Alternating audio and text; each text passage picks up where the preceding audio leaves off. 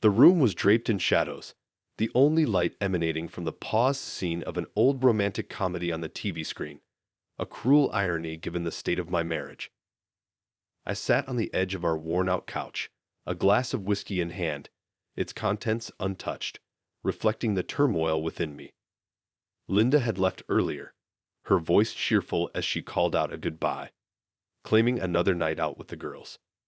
But the seed of doubt had already been planted, watered by her recent late returns and the scent of unfamiliar cologne that lingered on her clothes. As the clock ticked away, marking the passage of yet another hour she wasn't here, my resolve hardened. Tonight would be the night I'd confront her, demand the truth that I already knew in my heart. The sound of her phone buzzing on the coffee table broke the silence, a message lighting up the screen, momentarily illuminating the room. Curiosity overcame me, and with a hesitant hand, I reached for the device, unlocking it with the passcode she believed I didn't know. The message was like a punch to the gut, from Mark, no less. "Can't wait to see you tonight. It's been too long," it read, accompanied by a heart emoji. The world seemed to spin, and I felt a chill despite the warmth of the room. How could they? Mark was my brother, my confidant, and now, my betrayer. I scrolled through their messages, each one a testament to their betrayal, detailing their secret meetings, their plans, even mocking me. The pain was indescribable, a mix of anger, sadness, and disbelief. I was still reeling from the shock when I heard the key turn in the lock. Linda walked in, her laughter dying on her lips as she saw the phone in my hand, her face turning pale. "James, Save it, Linda. How could you? With my own brother." My voice was calm, but it belied the storm raging inside me. "It's not what you think, James. Please let me explain," she pleaded, taking a step towards me, but I recoiled, as if her touch could poison me. "Explain? What's there to explain? It's all here, in black and white." I threw the phone at her feet, the screen lighting up with their messages, a glaring testament to her infidelity. She picked up the phone, her eyes not meeting mine. "James, I'm so sorry. It just happened. I never meant to hurt you." "Hurt me? You destroyed us, Linda. You and Mark." I couldn't finish the sentence, the betrayal choking me. There was silence, a heavy, suffocating silence that filled the room. Linda looked up, tears in her eyes, but I was beyond caring. The woman I loved, the woman I had built a life with, was a stranger to me now. "I'll stay at my sister's tonight. We can talk about this tomorrow," she said quietly, her voice breaking. "There's nothing left to talk about," I replied, turning away from her, from us.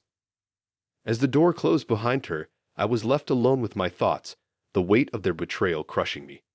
But amidst the pain, a resolve formed within me. I would confront them, and reclaim my life from the ashes of their deceit. The night stretched on, a precursor to the confrontation that awaited, a confrontation that would change the course of our lives forever. The days following the revelation of Linda's and Mark's affair were a blur of confusion, anger, and profound sadness. The once comforting silence of our home now echoed with the ghosts of their betrayal, each room a reminder of the life we had built together, now tainted by deceit. I tried to carry on, to lose myself in the mundanity of work and daily routines, but the facade was thin, easily shattered by memories and what-ifs. It was during one such attempt at normalcy, while I was pretending to focus on a report due at work, that my phone buzzed with a message from Mark. My heart raced, a mix of anger and anticipation coursing through my veins as I read his words. "James, we need to talk. Please let me explain my side. It's not what you think." The audacity of his request fueled my anger, and without a second thought, I dialed his number, my fingers trembling with rage. "Explain. How dare you ask to explain anything to me after what you've done?" I spat out the words, each one laced with venom. "James, I know how it looks, but it's not just black and white. There's more to the story." Mark's voice was calm, infuriatingly so. "More to the story. You betrayed me, Mark. You and Linda, how could you do this to me? To us. The pain in my voice was palpable, a raw wound exposed. James, I'm sorry. I never meant for it to go this far. It started as a mistake, and then, I don't know. I just can't explain it over the phone. Can we meet? Please. His plea fell on deaf ears. The thought of facing him, of hearing him try to justify their actions, was more than I could bear. No, I want nothing to do with you.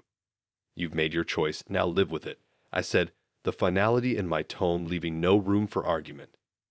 The call ended with a click, the silence that followed heavier than before. I was alone, truly alone, betrayed by the two people I trusted most in the world. In the days that followed, I found myself replaying their messages over and over, each word a dagger to my heart. The depth of their deception was staggering. Their plans to meet in secret, their declarations of love for each other, all while pretending everything was normal with me. It was during one of these dark moments that Linda tried to reach out again, her voice a whisper of the woman I once knew. James, please, I need to see you. We need to talk about this, about us. I know I've hurt you, but I still care about you. Her words, meant to comfort, only served to twist the knife deeper. Us. There is no us anymore, Linda. You made sure of that. Just stayed away from me. The line went dead, and with it, any hope of reconciliation. The betrayal was too deep, the wounds too fresh. I was a man adrift, lost in a sea of betrayal, with no shore in sight. In the aftermath of betrayal, the world seemed a different place, its colors muted, its sounds hollow. Yet, amidst the ruins of my shattered trust, a plan began to take shape. A plan not born of revenge, but of necessity, a way to confront the pain and perhaps find a path to healing. I spent countless nights tossing and turning, the images of Linda and Mark together haunting my dreams. It was during one such restless night that the idea came to me, clear and unbidden. If I was to move forward, I needed closure, and for that, I had to face them, together, one last time. The next morning, with a resolve that surprised even me, I sent them both a message. We need to meet. All of us.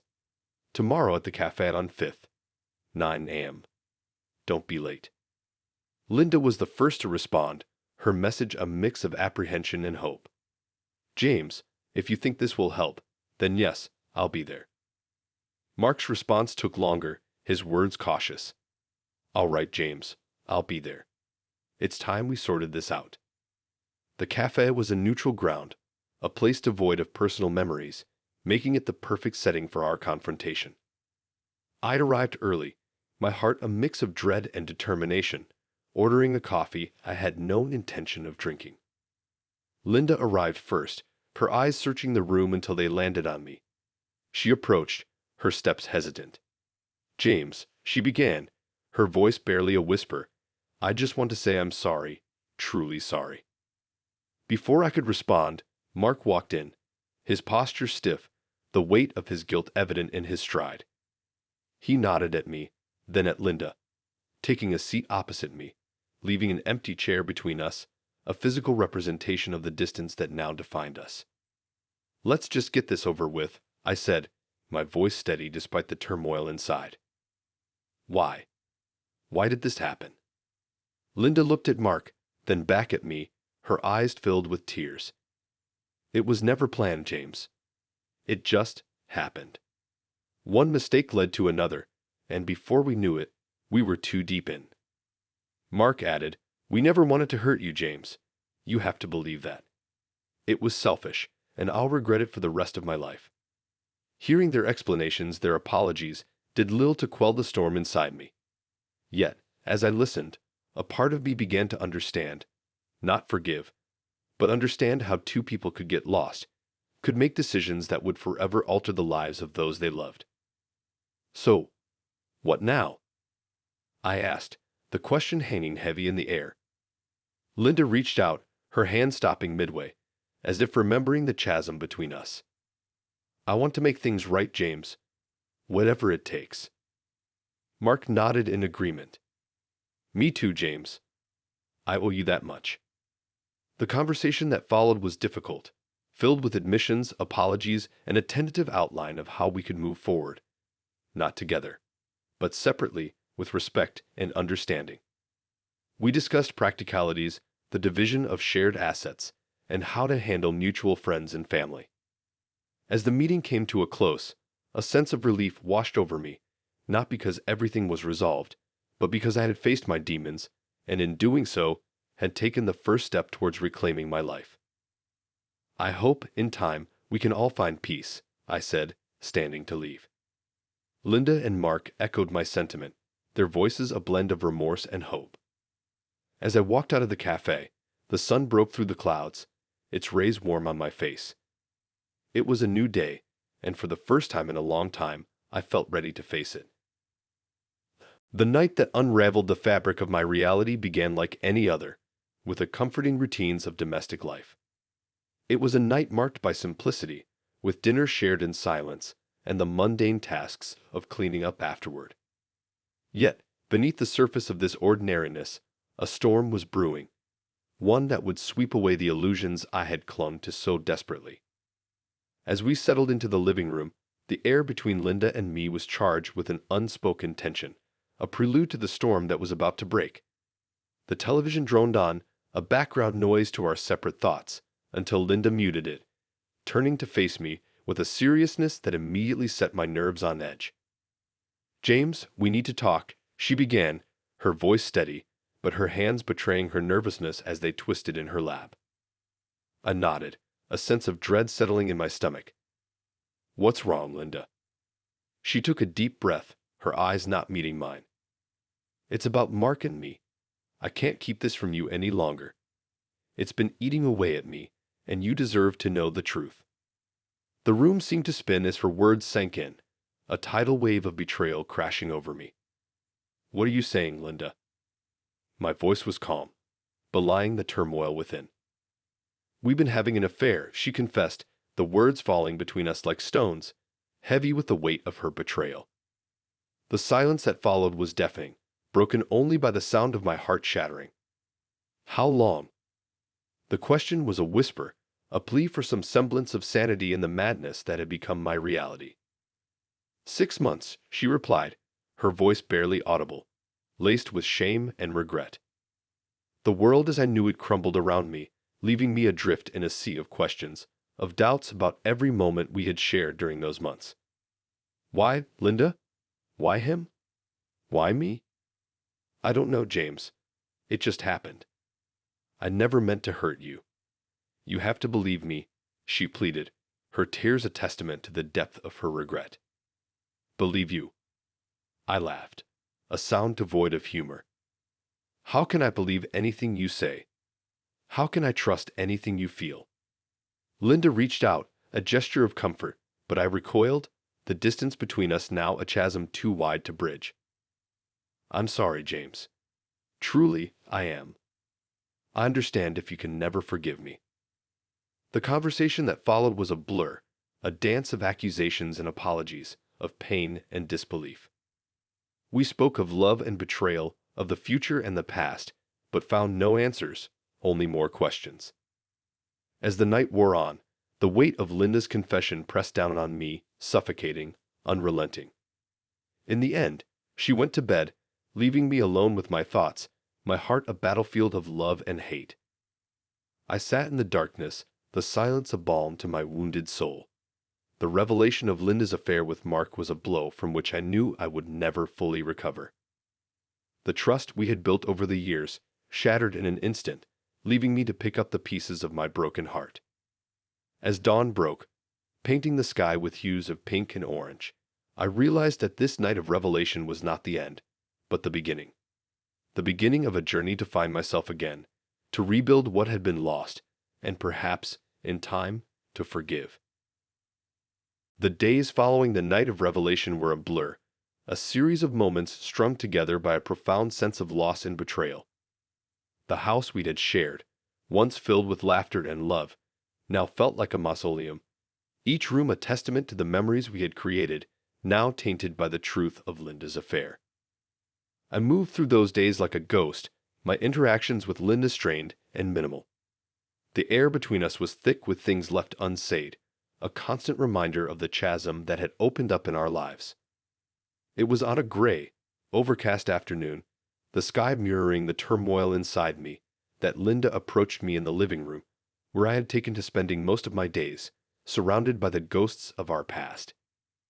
"James," she began hesitantly, "we need to decide what comes next." I looked up at her, the pain and fatigue etched deeply in my features. "What is there to decide, Linda? You made your choice 6 months ago." She flinched at my words, the guilt in her eyes palpable. "I know I hurt you, more than I can ever express. But we can't live like this in this limbo. We need to talk about separation, about moving forward." The word separation hung in the air between us, heavy and final. It was one thing to know it was coming, quite another to hear it spoken aloud. "Is that what you want?" I asked, my voice hollow. "To end our marriage." Linda's eyes filled with tears, her voice breaking as she replied, "It's not about what I want anymore, James. It's about what's best for both of us. We can't go back to how things were. Too much has changed."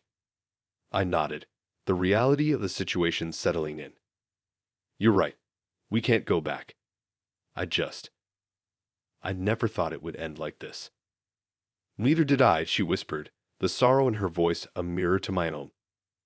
The conversation that followed was one of the hardest of my life. We spoke of practical matters, of who would stay in the house, how we would divide our belongings, the steps we needed to take to legally end our marriage. Each word, each decision, felt like a nail in the coffin of our relationship, a relationship I had believed would last a lifetime. As Linda and I worked through the details of our separation, the finality of it all began to sink in. The future I had envisioned, with her by my side, was gone, replaced by an uncertain path I would now have to walk alone.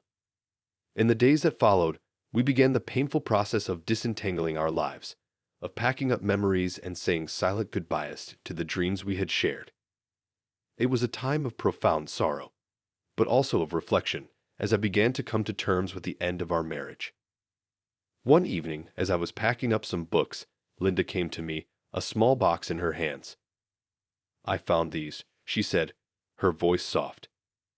"Photos from our trips, from happier times. I thought you might want them." I took the box from her, my hands trembling as I lifted the lid. There, in a jumble of memories, were snapshots of our life together, moments of joy and love frozen in time. I looked up at Linda, my eyes filled with tears. "Thank you," I managed to say, my voice choked with emotion. Linda nodded, her own tears spilling over. "I'm so sorry, James. For everything." As she turned to leave, I called out to her, a question that had been burning in my heart since the night of revelation. "Did you ever truly love me, Linda?" She paused, then turned to face me, her eyes meeting mine with a sincerity that I had not seen in a long time. "I did, James. I truly did. And in some ways, I always will." With those words, Linda walked away, leaving me with a box of memories and a heart full of sorrow. In the aftermath of our broken marriage, I knew the road to healing would be long and fraught with pain. But as I looked at the photos in my hands, I also knew that, in time, I would find my way again, that I would learn to live, and perhaps even love, once more. The weeks that followed were shrouded in a profound mourning, not just for the loss of my marriage, but for the death of the future I had envisioned. The world seemed to move on around me, indifferent to the seismic shift that had upended my life. I found myself going through the motions, a shell of the man I used to be, haunted by memories and what-ifs. It was during one of these long, sleepless nights that I found myself sitting on the porch, a bottle of whiskey my only companion, when I heard footsteps approaching. I looked up to see Michael, my best friend since college, his expression a mix of concern and determination. "James," he began, his voice steady, "this isn't you. You can't let this destroy you." I scoffed, the bitterness evident in my voice. "What would you know about it? You have your perfect life, your perfect marriage. You don't know what it's like to have everything you love ripped away from you." Michael sighed, taking a seat beside me. "Maybe I don't. But I do know what it's like to see my best friend in pain, drowning in his sorrow. Linda made her choices, but you also have a choice, James. You can let this define you, or you can fight through it." His words, though meant to inspire, felt like a weight, adding to the burden I was already carrying. "Fight through it," I echoed, my voice laced with despair. "How, Michael?" "Every morning I wake up, and for a moment I forget. Then it all comes crashing back, and I have to face the reality all over again. How do I fight through that?" Michael reached over, placing a hand on my shoulder, his grip firm. "One day at a time, James. You start by facing each day, each moment, not as a reminder of what you've lost, but as an opportunity to rebuild, to find a new path." I looked away, the tears I had fought so hard to keep at bay now streaming down my face. "I don't know if I can," I admitted, the words barely a whisper. "You can," Michael insisted, his voice filled with conviction. "And you won't have to do it alone. I'm here for you, every step of the way. We'll get through this together." His words, sincere and unwavering, pierced through the fog of my grief, offering a glimmer of hope in the darkness. For the first time since that night of revelation, I felt a flicker of something akin to strength, a sense that maybe, just maybe, I could find my way out of this abyss. In the days that followed, Michael was true to his word. He was there, a constant presence, offering support in the form of silent companionship, encouraging words, or a much-needed distraction. Slowly, I began to venture out of my self-imposed exile, facing the world and its painful reminders with a fragile resilience. One afternoon, as Michael and I sat in a quiet cafe, a place I had once frequented with Linda, I found myself opening up about the depth of my loss, the sense of betrayal, and the daunting prospect of starting over. "It's like I'm mourning the death of someone who's still alive," I confessed, the words tasting of salt and sorrow. "Everywhere I go, I see reminders of what we had, of what I've lost. How do I move past that?" Michael listened, his expression one of empathy and understanding. "You mourn, James. You allow yourself to feel the pain, the anger, the loss. You don't rush it, and you don't hide from it.